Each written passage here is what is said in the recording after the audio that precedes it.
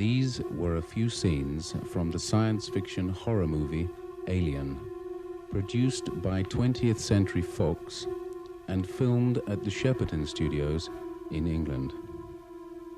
Our documentary is going to show you some of my work behind the scenes.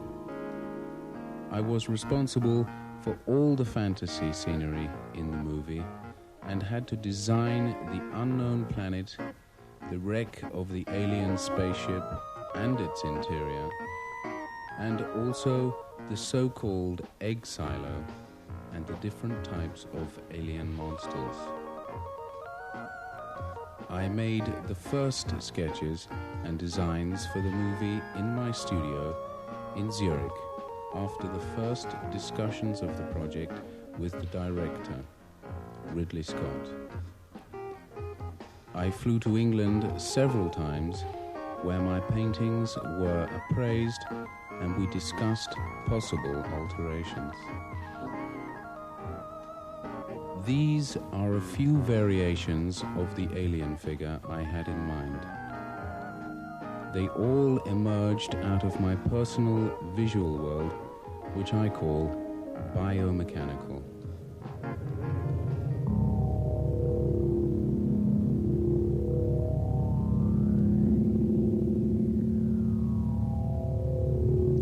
The egg silo, an unrealized project.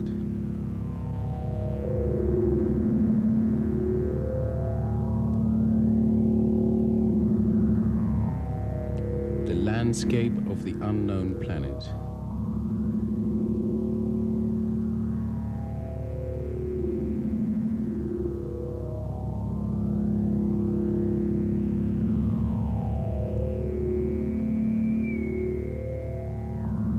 The alien spaceship derelict.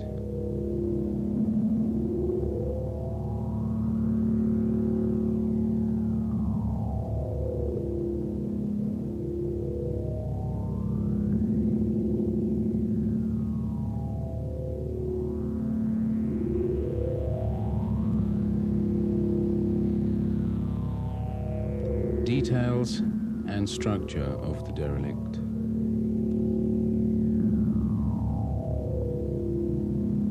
Entrance of the derelict. Passage in the derelict. Cockpit with the remains of the unknown being who was her pilot.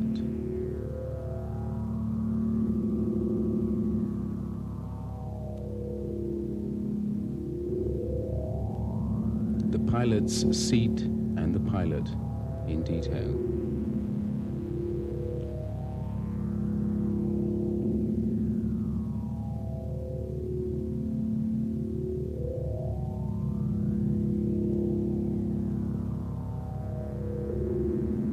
Shaft with a membrane. The interior of the egg silo. Model of the egg silo.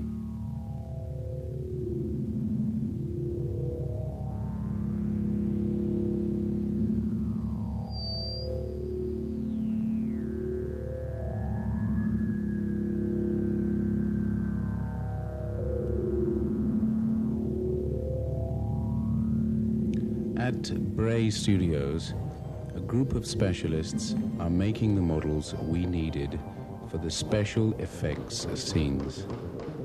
My colleague, P. Voise, will explain in a moment how these models are made and finally used in the movie.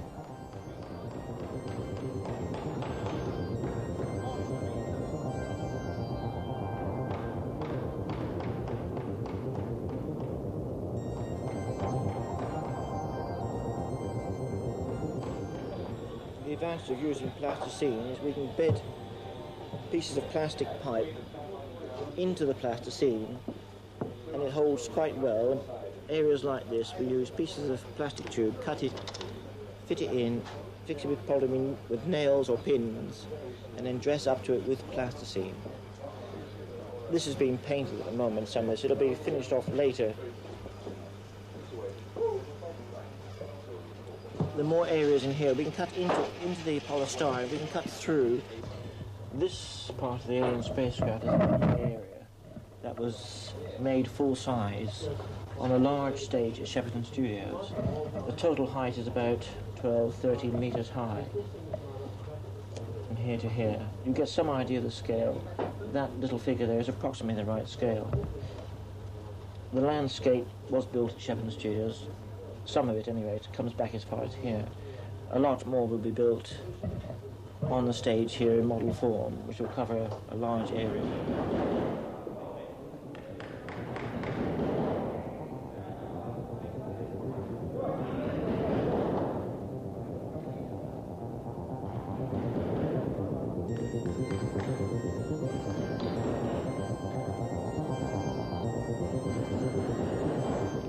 Now we're inside Shepperton Studios, where movies like The Omen, Superman, and parts of Star Wars were filmed. Science fiction scenery is usually set up in huge studios called stages. Here, the models are built in their original size for the shooting of the scenes, corresponding exactly to the previous design. The basic construction of the scenery begins with steel tubes and wood. Then the supports are covered with wire netting, and finally with sacking soaked in plaster. To work out the final structure, we spread a mixture of dyed plaster and a gritty substance over the finished shapes with a mason's trowel. The more complex shapes are cut out of foam rubber and glued on. The general feeling here is really good, and it's agreeable to work with these people.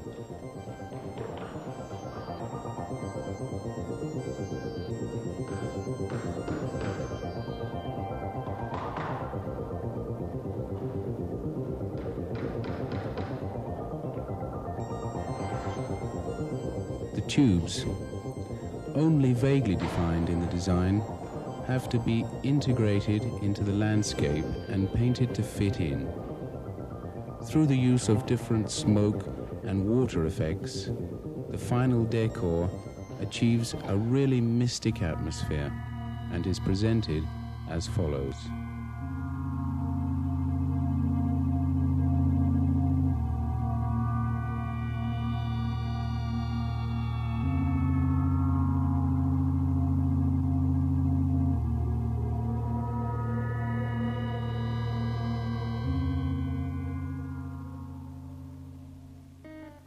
The pilot in the cockpit.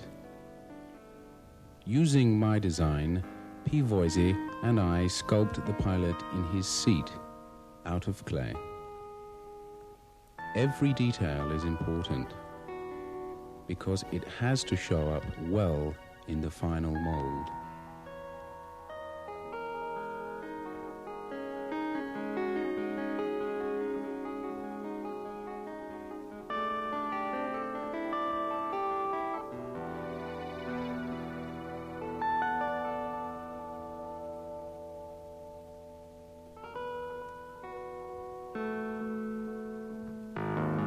The next step is the job for the plaster casting team, who have to make a mold from this figure. They're really working with terrific energy. To stabilize the forms, they insert strips of plaster-soaked sacking.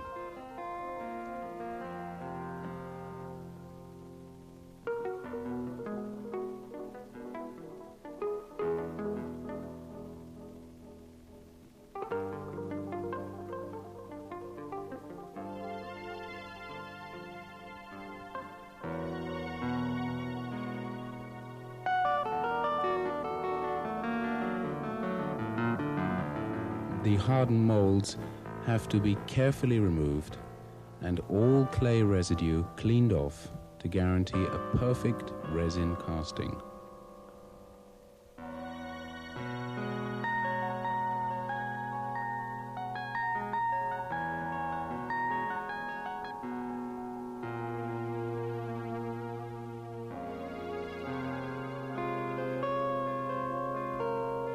The remaining constructions are also built with wood, plaster, and foam rubber. This man is carving out these technical-looking trimmings with a lot of patience and skill. To create a homogeneous effect of the sculpture, I'm painting parts of it with a transparent sepia color. We have to use a crane attached to the ceiling to place the pilot, which was built separately, into the right position.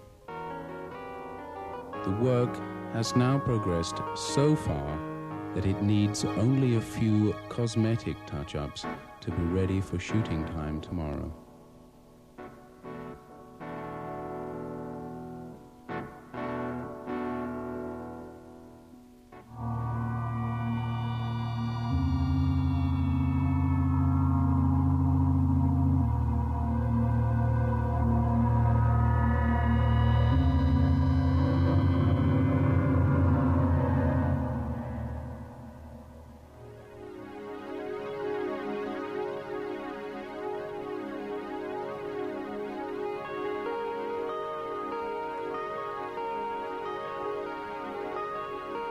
The egg, or rather eggs, we used about 120 of them for this set, are the organic repositories of the aliens in their first form of appearance, the so-called facehugger. In the workshop, probably I had just started during a proverbial tea break. The pieces of ground on which all the eggs stand singly are in the making. The professionals are watching my work with interest. Probably the realization of a design like mine is new to them. The original idea for the egg's opening was a kind of mobile elastic slit, but the production felt that this was too directly reminiscent of female sex organs and worried about possible censoring in Catholic countries. So we settled on a similar but crosswise shape, which satisfied both the Catholic countries and my own sense of forms.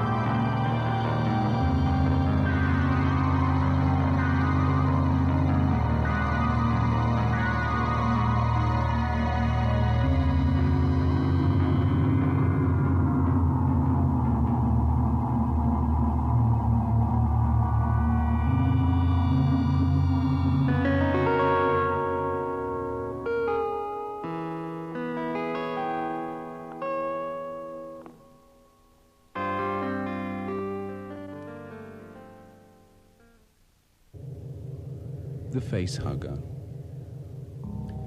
The design for the small alien monster named the facehugger is lying in wait inside the egg to be awakened out of its beauty sleep by the slightest touch of the astronaut's hand. It flings itself onto its victim, eating its way through the helmet, and settles on the man's face, forcing its long snout down into the helpless victim's throat in order to deposit its horrible seed. The cosmic incubation has begun. Having been a professional industrial designer, it means a lot to me to have a design show its symbolism as well as its functional aspect clearly. Therefore, I endowed the facehugger with the spring-like tail he uses to propel himself out of the egg, also with 8 long-jointed fingers and 2 pulsing testicle-like appendages for the spores. The delicate mechanism of the fingers is moved by invisible strings, and the pulsing comes from a small air pump.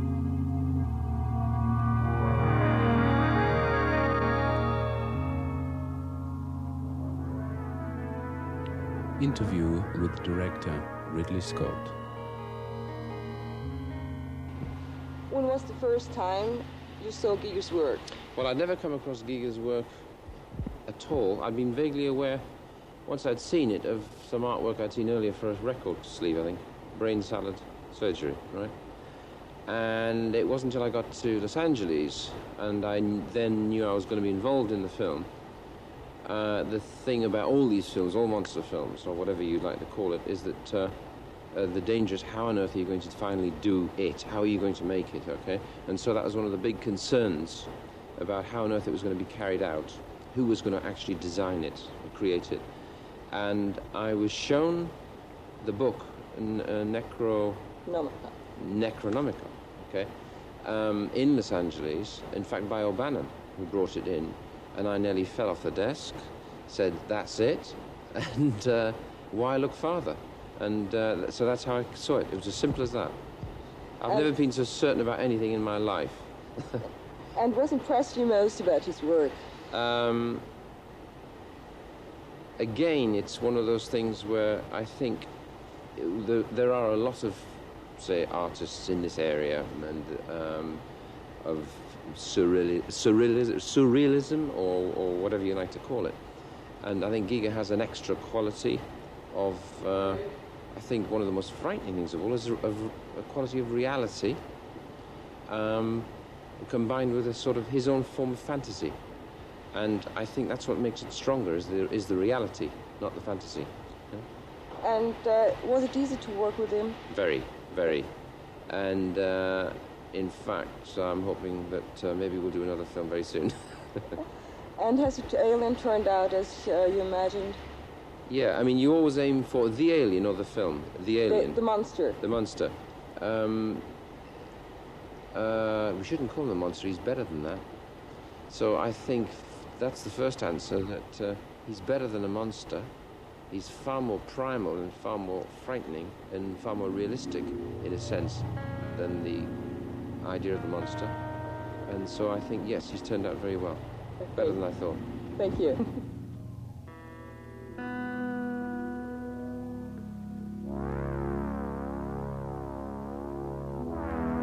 My suggestions for the adult alien was generally approved by everyone.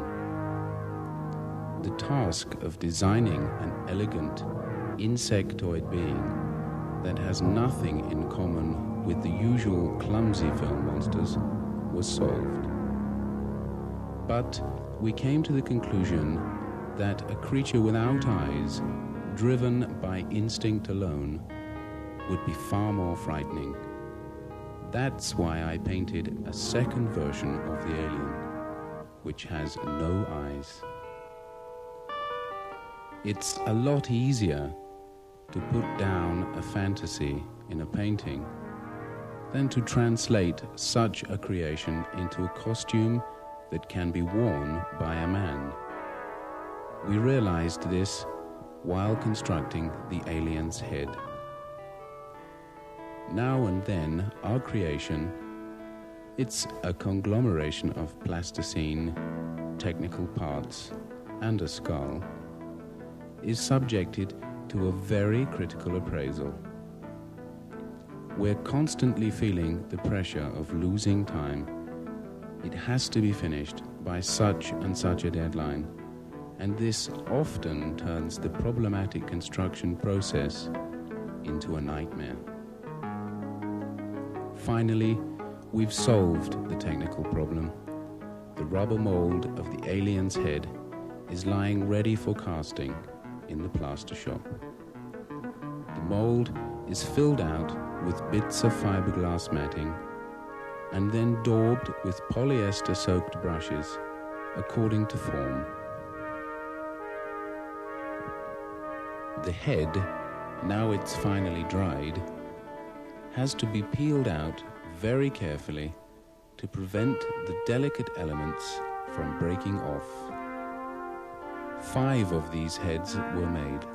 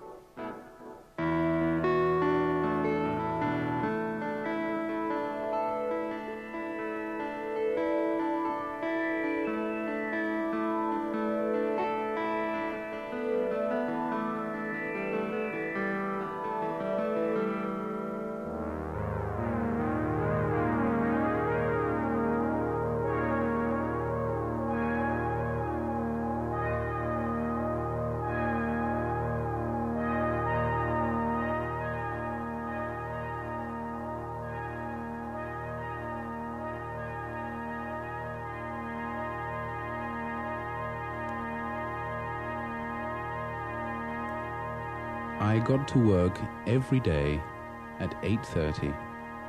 My studio's in B stage. 2 wooden partitions soon became an attraction for my co-workers' friends and families.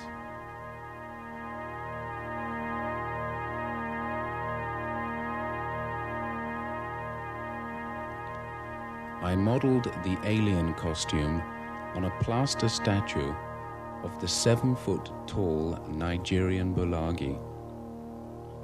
It's laborious, intricate work to fit on layer after layer of plasticine, to add in tubes, cables, vertebrae of snakes, and so on, in order to finally see the biomechanical alien from my imagination standing in front of me.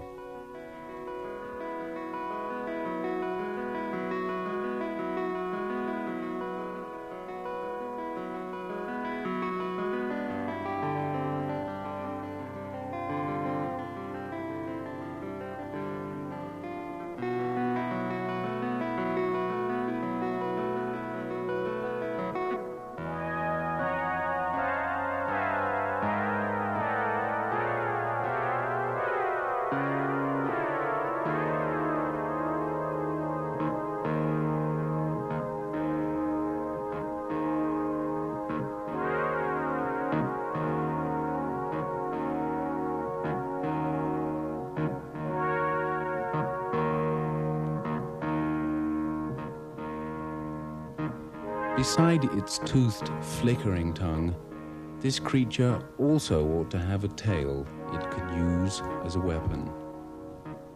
For this, I am using an animal vertebrae which appears to be flexible enough.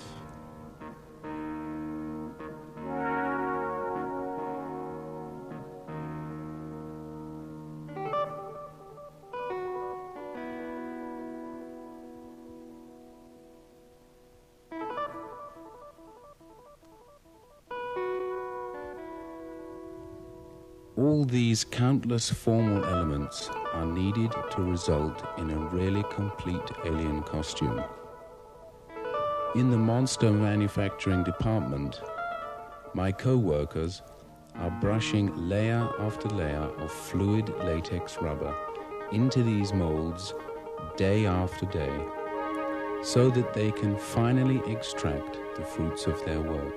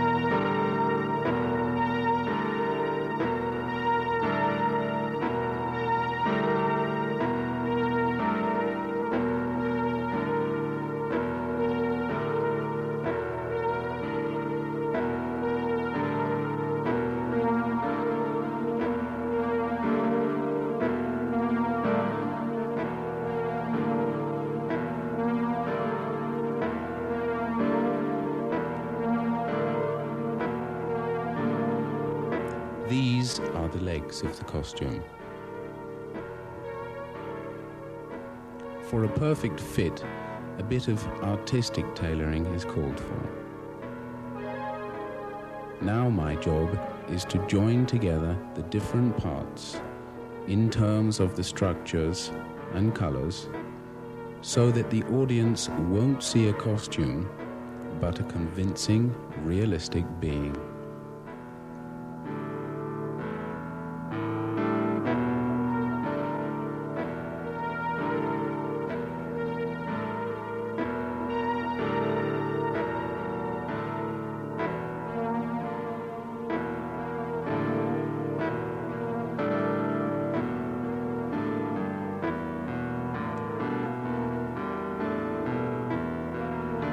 In another studio, Carlo Di Marchi is working on the facial musculature of the monster. Because the creature is able to perform real movements, these have to correspond optically to the facial muscles. For this work, we're using contraceptives.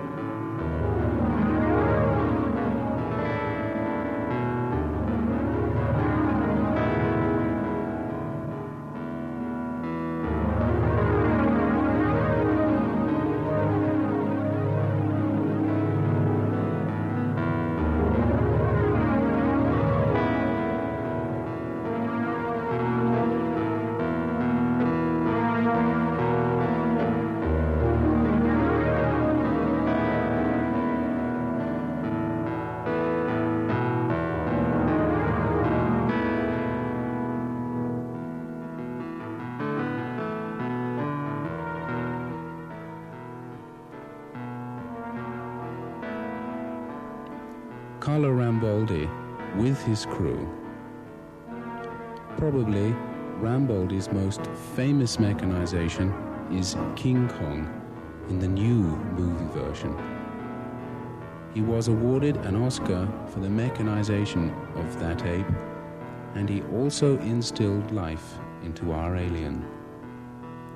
The facial movements are controlled by hand through wires attached to a lever console. At last, the long-awaited first appearance of the alien on scene.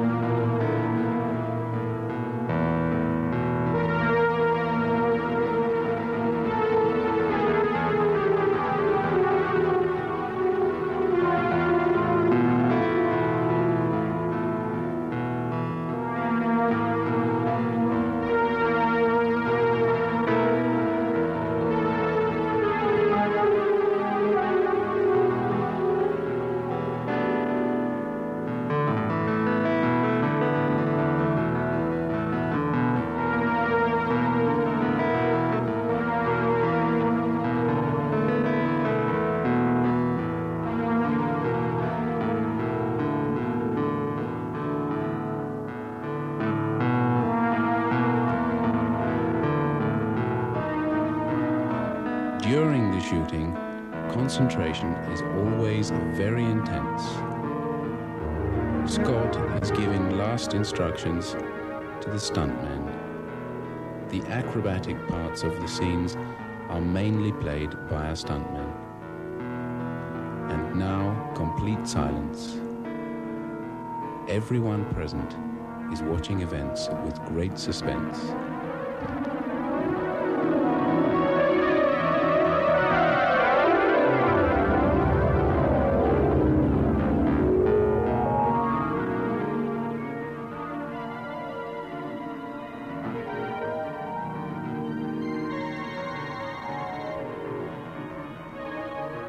After the scene is shot and complete, everything gets torn down rather brutally and thrown away. You really have to be a seasoned professional to stand this sight without feeling some nostalgia. The next producer is already waiting at the door with his contract.